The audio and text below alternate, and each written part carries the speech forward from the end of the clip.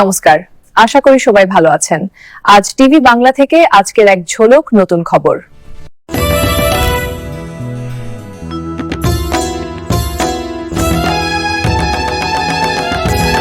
নতুন করে টিজেএপিএস কৃষি বিকাশ শিল্প কেন্দ্র উদ্বোধন করল তমলুকের জেলা অফিস।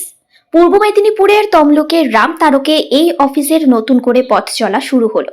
তাদের লক্ষ্য গ্রামীণ বিকাশের মাধ্যম দিয়ে বিভিন্ন ছেলে মেয়েদের কাজের সুযোগ করে দেওয়া। এমএসএমই মাধ্যম দিয়ে গ্রামকে উন্নয়ন পৌঁছে দেওয়ার লক্ষ্যে কাজ করছে এই সংস্থা। এর আগে বিভিন্ন জেলায় সাফল্যের সাথে কাজ করার পর এবার পূর্ব মেদিনীপুর জেলায় নতুনভাবে তাদের অফিস উদ্বোধন করার পর বিভিন্ন গ্রামীণ এলাকায় কাজ করতে চলেছে। ভারত সরকারের যৌথ প্রয়াসের মাধ্যম দিয়ে কৃষিকে উন্নয়ন করার লক্ষ্য। এছাড়া বিভিন্ন রকম হস্তশিল্পের প্রসার, পিছিয়ে পড়া মানুষদের মূল স্রোতে ফিরিয়ে আনা, শিক্ষা ও স্বাস্থ্যের প্রসার বিষয়ে কাজ করবে এই সংস্থা। এর ফলে কর্মসংস্থানের প্রসার ঘটবে এলাকায়।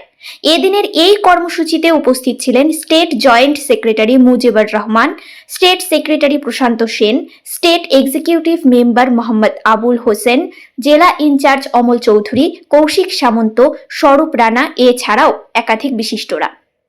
আমাদের দল্লুকটু অঞ্চলের চৌধুরী আছেন জয়শ্রী, ওনাদের বলছি স্যারকে বরণ করে নিন।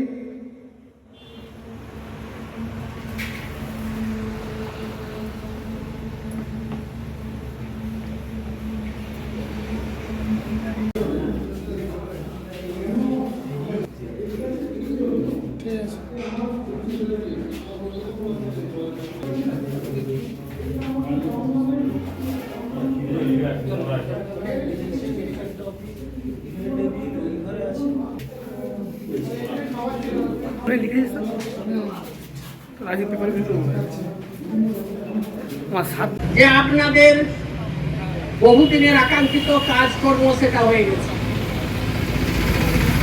এবং আপনারাই ভাগ্যবান যারা দীর্ঘদিন ধৈর্য ধরেছিলেন। যাই আমি মূল পর্বে যেখান থেকে হয়েছিল আমাদের শুরু, কোথায় আমরা শেষ করলাম। গান্ধী 1982 সালের 14 আগস্ট লালকেল্লার ভাষণের মাধ্যমে তিনি তৎকালীন যুগান্তর পত্রিকায় অনুমোদনটা বেরিয়েছিল। তিনি বলেছিলেন এখনই 3 লাখ বেকারের চাকরি, এবং সেটা হয়েছে বলেছিলেন এই 20 দফা কর্মসূচিকে সামনে রেখে। যিনি তার গরিবী হাঁটা প্রকল্পের মাধ্যম দিয়ে IMF থেকে গোল্ড মেডেল নিয়ে এসেছিলেন, তিনি আমাদের এই 20 দফা কর্মসূচিকে সামনে রেখেছিলেন তাদের কাছে, এবং তিনি স্বর্ণপদক পুরস্কার পেয়েছিলেন। স্বনামধন্য প্রয়াত শ্রী রাজীব গান্ধী মহাশয় যখন প্রধানমন্ত্রী ছিলেন তার কাছে অনুনয় বিনয় করে আমরা এগিয়ে যেতে সচেষ্ট হলাম। ভাগ্য আমাদের সাথ দেয়নি, তিনিও ইহলোক ছেড়ে চলে গেলেন। বিভিন্ন ঘাত প্রতিঘাতের মাধ্যম দিয়ে আমরা এগিয়ে আসছিলাম, তথাপিও আমাদের মেরুদণ্ড অনেকটা সোজা হয়নি, বাঁকা হয়ে থেকে গেল। এরপর আমরা যখন আমাদের ইউপিএ সরকার এলো, কিছুটা সময় পেরিয়ে যাওয়ার পর হলাম, অর্থমন্ত্রী ছিলেন প্রণব মুখার্জি।